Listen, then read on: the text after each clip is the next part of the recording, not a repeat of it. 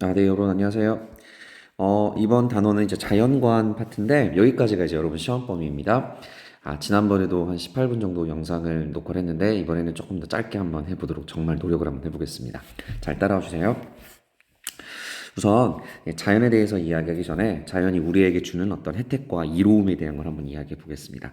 여기 오른쪽에 보이는지 모르겠는데 혹시 이 프로그램 혹시 아시나요? 네, 아마 여러분들 아빠들이 보고 있는 거 본 적 있을지도 몰라요. 어른들이 가장 좋아하는 프로그램 중에 하나입니다. 나는 자연인이다라는 프로그램이죠.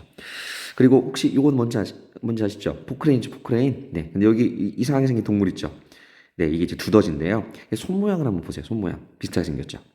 선생님이 자연이 주는 것이 무엇일까 고민해 보니까 생각해 보니까 그런 것 같아요. 자연이 우리에게 주는 건 어떤 편안함과 안락함을 주는 것도 있고 또 더불어 우리가 사용하는 모든 물건들, 우리가 사용하고 있는 어떤 모든 자원들도 결국에는 자연을 통해서 만들어진다는 거죠. 자연이 주는 것이 무엇일까? 아마 여러분들도 조금만 생각해 보면 충분히 알 수 있을 거라고 생각합니다. 물이나 공기, 햇빛, 의식주, 자연 속에서 휴식 같은 것들을 취할 수 있고요. 더불어서 인간이 누리는 모든 물질적, 정신적 어떤 토대가 된다는 이야기인 거죠. 분명히 여러분도 아실 겁니다. 아주 좋은 공간 안에서 아주 날씨 좋고 맑은 날에 자연 속에 들어가면 그것만큼 상쾌한 날이 없지 않습니까? 그래서 자연이 주고는 어떤 선물이나 혜택이 참 많다고 생각하는데 그럼 반대로 인간은 자연에게 어떠한 선물을 주는지 한번 볼까요? 이게 인간의 선물이에요. 이거 되게 유명한 사진인데 혹시 아세요 이거? 거북이가 지금 이상한 허리띠 같은 걸 지금 졸라매고 있죠? 이게 지금 어떻게 된 거냐면 이 거북이가 어렸을 때 플라스틱이죠, 플라스틱. 플라스틱이 이렇게 딱 자기 허리에 맞게끔 사이즈가 딱 맞았던 거예요. 근데 이제 이 상태에서 거북이가 자라다 보니까 이런 식으로 지금 기형적으로 자라게 된 거죠. 이거 뭐냐면 이 쓰레기 섬인데 이게 보이는지 모르겠는데 쓰레기 섬이 하나, 둘, 셋, 넷, 다섯, 여섯 개 정도 지금 쓰레기 섬이 있습니다. 이 규모가 한반도보다 훨씬 수십 배 정도보다 큰 규모예요. 이게 어마어마한 쓰레기가 해류의 움직임에 따라서 엄청난 쓰레기 더미가 만들어지고 있습니다.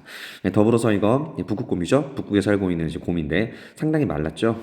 이 친구들은 왜 이렇게 됐냐면 지구 온난화 때문에 지구가 뜨거워지다 보니까 빙하가 녹죠. 빙하가 녹으면서 그 빙하에 고립돼 가지고 떨어져 나와 버린 거예요. 근데 더 이상 갈 수 없는 거죠. 그래서 먹을 수 있는 게 없다 보니까 이렇게 돼 버린 겁니다. 네, 사실 여러분들 알겠지만 요즘 들어서 자연이 많이 아파하고 어려워지고 있다는 걸 여러분도 충분히 느낄 수 있으리라 생각합니다. 선생님이 어렸을 때와 지금 비교해 보면 분명히 큰 차이가 있는 것 같아요. 선생님이 생각했었던 예전에 느꼈던 봄과 가을의 정취, 사실 요즘에 느낄 수는 없잖아요. 봄에는 황사, 가을에는 또 심한 미세먼지 등등등 여러 가지 어려움들이 참 많습니다. 더불어서 2020년부터 있었던 코로나까지 분명히 인간에 의해서 만들어진 여러 어려움들이 무엇인지 여러분들도 분명히 살아가면서 많이 겪고 있지 않을까 생각합니다. 분명히 자연은 인간에게 많은 것들을 주잖아요. 풍요로움과 그리고 인간이 사용하는 데 있어서 정신적, 물질적인 모든 것들이 근본을 제공해 줌에 비해서 인간은 오히려 자연을 계속 해롭게 만들고 병들고 아프게 만들고 있는 것 같습니다. 그래서 그런지 몰라도 그 당시에 2020년도에 그런 이야기가 나왔어요. 지금 우리가 사용하고 있는 자원이 지구를 더 이상 괴롭고 아프게 만들어서 인간이 살아갈 수 없는 그런 공간이 될 수밖에 없다라는 거죠. 그래서 인간이 이야기했던 지금 사용하고 있는 에너지를 변화시켜보자 라고 해서 2020년도부터 어떤 일이 좀 있었냐면 유럽을 중심으로 미국을 중심으로 해서 태양광, 풍력과 같은 친환경적 에너지를 만들어 보자는 이야기가 붐이 일었습니다. 근데 그때 이 사람 누군지 아세요? 이 사람? 네, 이 사람이 바로 지금 현재 미국의 대통령 바이든이라는 사람입니다. 이 사람이 대통령 출마했었을 때도 요걸 가장 중요시 여겼던 사람이에요. 그래서 기존의 석유와 석탄 산업을 좀 줄이고 태양광이나 풍력과 같은 환경 친화적인 자원을 늘리겠다라고 이야기한 거죠. 그러다 요즘에 어떤 일이 좀 벌어졌냐면 여러분들 요새 인플레이션 이야기 들어봤는지 모르겠어요. 근데 인플레이션이란 말 자체가 가격이 상승한다 이런 얘기거든요. 어떤 일이 벌어진 거냐면 이쪽에 투자를 지금 되게 많이 한 거잖아요. 태양광이나 풍력과 같은 친환경 에너지에 투자를 많이 하고 기존에 우리가 사용하고 있었던 석탄과 석유의 에너지 자원의 투자가 줄어든 거예요. 그러다 보니까 어떤 일이 벌어지냐면 얘는 비용이 높고 석탄과 석유는 상대적으로 비용이 낮은데 석탄과 석유에 대한 투자가 늘어나지 않고 얘로만 모든 것들이 물건을 만들려다 보니까 물건의 가격이 막 폭등하기 시작하는 겁니다. 그래서 요즘에 석유값 폭등하잖아요. 들어봤죠? 휘발유 값이 막 엄청 올랐네. 또 뭐 여러분 좋아하는 라면, 과자 이런 모든 것들도 전부 다 폭등하게 하기 시작했습니다. 그래서 바이든 같은 경우에도 친환경 에너지에 대해서 그렇게 주장했던 사람이 요즘 들어서 어떻게 이야기하냐면 석유 생산을 늘리려고 계속 노력을 하고 있습니다. 그 더불어서 자신이 이제 추진했었던 다양한 정책들의 그 태양광이나 풍력과 같은 이런 정책으로 인해서 발생한 인플레이션을 줄이기 위해서 기존의 석탄과 석유 산업을 다시 증가시키려는 어떤 모습을 보이고 있다는 거죠. 선생님이 말하고 싶은 건 분명히 우리도 알아요. 자연이 파괴되고 자연이 어려워지는 현상 속에서 인간이 어떠한 선택을 해야 되는지 다 알고 있습니다. 하지만 쉽지는 않습니다, 그게. 왜냐하면 인간이 그동안 생활했었던 그리고 소비하던 패턴들이 있었기 때문입니다. 그래서 이게 관점이라는 게 되게 중요합니다. 자연을 어떻게 바라보는지에 따라서 결국에 우리의 선택들이 결정되지 않겠습니까? 자연을 바라보는 관점이 사실 되게 많은데 그 중에서 두 가지 관점에 대한 걸 한번 얘기해 보겠습니다. 첫 번째는 인간 중심주의적 관점인데요. 네. 말 그대로 인간 중심주의적 관점이니까 누구 중심이겠어요? 그렇죠. 인간 중심이겠죠. 생태 중심주의적 관점은 반대로 누구 중심일까요? 그렇죠. 자연 중심입니다. 그러니까 인간 중심주의적 관점에서는 당연히 자연을 무엇으로 생각하냐면 인간의 도구로 생각합니다. 그래서 도구적 가치를 중시하는 거죠. 그러니까 다시 이야기해 보자면 자연은 인간의 필요를 충족하기 위한 수단에 지나지 않는다라는 겁니다. 그동안 사실 우리가 선택했었던 어떤 가치관이 바로 이런 게 아니었나 싶습니다. 18세기에 영국에서 산업혁명이 있은 뒤부터 현재까지 인간의 삶의 풍요로움을 위해서 자연이 그 쓰임을 받은 거죠. 그러다 보니까 당연히 긍정적인 부분은 인간의 삶이 풍요로워졌겠죠. 하지만 부정적인 부분은 우리가 요즘 느끼고 있는 것, 환경 파괴와 절실한 어떤 지구 환경의 어떤 문제점들을 느끼고 있는 겁니다.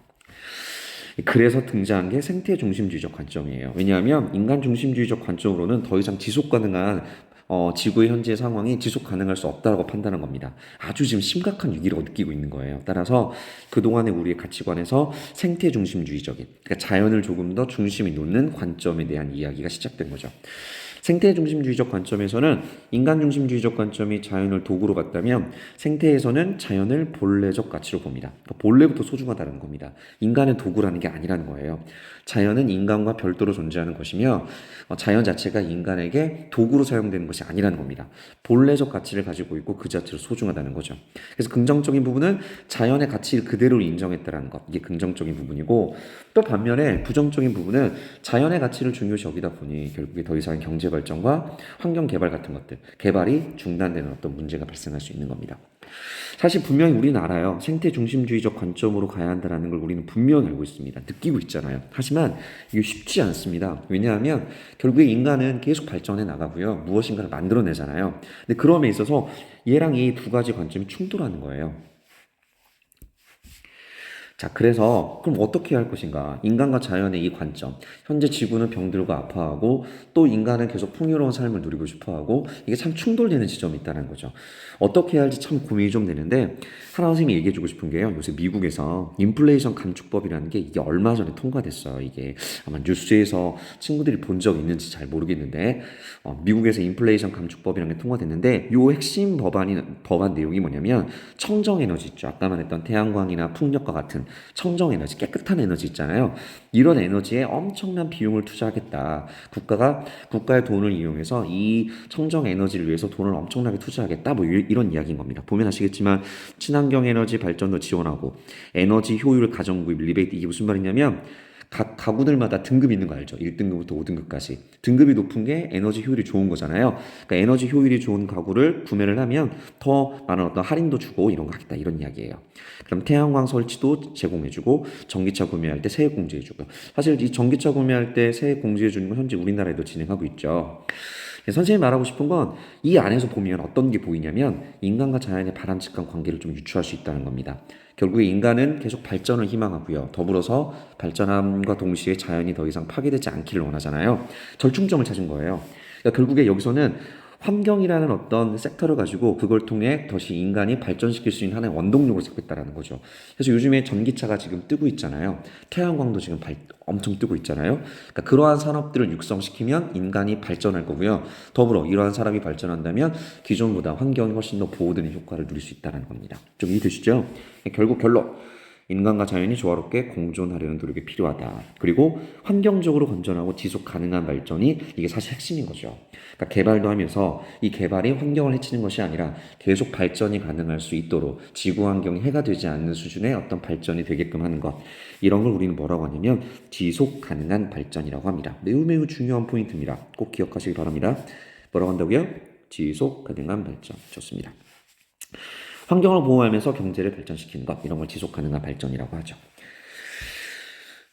이제 그럼에도 불구하고 인간이 알아요. 그래서 지속 가능한 발전해야 하고 결국에 환경을 중시하면서 우리가 살아갈 방향과 가치의 방향이 무엇인지는 알지만 문제점은 인간이 누리고 있었던 기존에 가지고 있었던 이 물질주의적 소비 생활이 바뀌지 않는 한 사실 환경 문제는 계속적으로 발생할 수밖에 없는 겁니다. 이게 뭐냐면 되게 귀엽게 생겼죠. 하얀 털을 가지고 있는 하프실이라는 물개예요. 이게 지금 아주 어린 물개인데 6개월 정도밖에 안 된 물개입니다. 근데 이걸 인간이 지금 어떻게 보니까 지금 어떻게 하고 있어요? 이제 죽이려고 하는 것 같죠? 상당히 잔인한 장면인데 왜 죽이냐면 이유는 간단합니다. 이 가죽이 탐나는 거예요, 인간이. 되게 아름답잖아요. 부드럽고. 그래서 이 가죽을 얻기 위해서 어떻게 하냐면 산채로 죽이잖아요. 산채로 가죽을 벗겨냅니다. 가죽을 벗겨낸 이후에 이게 지금 이렇게 결국 가죽 벗겨진 채로 죽어 있는 모습인 거죠. 왜 이런 일을 만드냐면 사실 인간이 가지고 싶은 인간이 얻고 싶어하는 어떤 물질적인 어떤 충동 욕망 이런 것들 있잖아요. 물질주의 소비 생활 같은 이러한 것들이 끊임없이 이어지다 보니까 결국 환경에 해를 가하고 있는 게 되게 많다는 거죠. 좀 더 설명해 보면 물질주의적 소비 생활이라는 건 물질의 만족을 최고의 가치로 여기는 소비 생활이라고 합니다. 사실 선생님도 그렇고 많은 사람들이 결국에 물건을 구매하고 어떤 것을 먹고 소비하는 것에 가장 중요한 것은 물질적 만족을 가장 높이 하는 것 중에 하나잖아요. 그래서 이런 말도 있어요. 어플루엔자라는 말이 있습니다. 이 어플루엔자의 어원이 어떻게 되어 있냐면 어플루언트라고 나와 있죠. 영향을 끼치다 뭐 이런 말이고요. 인플루엔자라는 건 그 독감 같은 걸 말하는 겁니다. 그러니까 어떤 거냐면 이 어플루엔자라는 이 두 가지 말이 이제 합성된 말인데 결국에 영향을 끼치는데 어떤 식으로 영향을 끼치냐면 우리가 지금 물질주의적인 어떤 소비 생활의 그 패턴이 마치 독감처럼 이렇게 번져나가는 현상을 어플루엔자라고 이야기를 하는 거예요. 영향을 끼친다라는 거죠. 영향을 끼쳐서 그 독감과 같이 이렇게 번져나가는 것. 그러니까 풍요로운 삶 속에서 많은 것을 소비하고도 우울하고 불안하고 중독 등을 겪는 사람들을 우리는 어플루엔자라고 이야기를 합니다. 이 내용도 좀 기억하시기 바랍니다. 네, 결국에 물질주의적 소비 생활로 어떤 일이 벌어지냐? 한정된 자원이 고갈되겠죠. 더불어서 지구 생태계의 자정 능력이 위협되고 있습니다.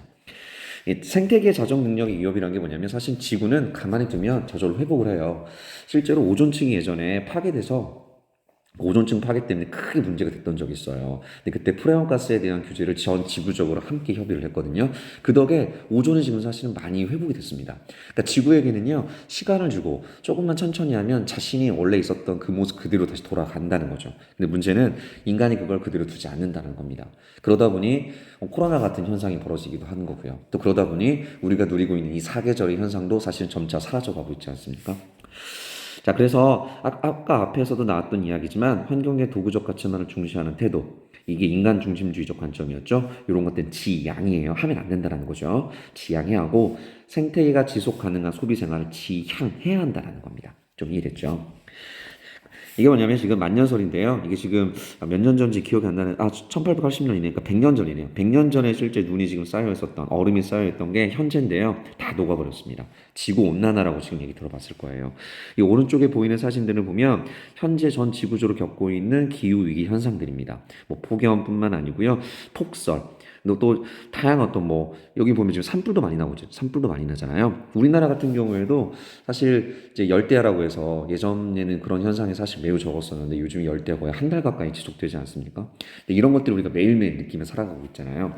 그러니까 이런 일이 왜 일어났을까? 전 지구적인 이러한 문제가 왜 일어나게 되었을까? 좀 더 생각해 보면 이런 거예요. 결국 인간이 소비하고 있는 대부분의 석탄, 석유 발전, 그러니까 에너지입니다. 에너지. 우리가 쓰고 있는 에너지가 대부분 다 지구를 해롭게 만드는, 지구를 병들게 만드는 석탄과 석유 중심의 에너지 산업이라는 겁니다. 근데 보면 지구 온난화와 그리고 기후 위기가 발생하게 되는 가장 큰 주범이 하나가 바로 에너지고요. 이제 두 번째 보면 뭐 또 있어요 지금요. agriculture라고 나와 있죠. 이게 지금 이게 뭐냐면 농업이에요, 농업. 사실 여러분도 잘 몰랐겠지만 모내기 할 때 물을 채워놓고 벼를 이렇게 심는 방법이잖아요. 근데 이 여기에서 발생하는 이산화탄소의 양이 어마어마하다고 하더라고요. 더불어서 소나 돼지 가축을 통해서 만들어지고 있는 어떤 이 탄소와 메탄과 같은 경우도 매우 엄청나다고 이야기를 하죠. 그러니까 결국에 인간의 현재 겪고 있는 이 기후 현상이 벌어지고 있는 첫 번째 원인은 바로 에너지 문제, 그리고 뭐 농업이나 우리가 먹고 있는 것들의 문제, 쓰레기의 문제, 산업의 문제라는 겁니다. 사실 이미 우리는 원인을 다 알고 있습니다. 근데 이걸 변화시키려면 사실 참 이게 쉽지는 않습니다. 국가가 규제를 할 수도 있고요.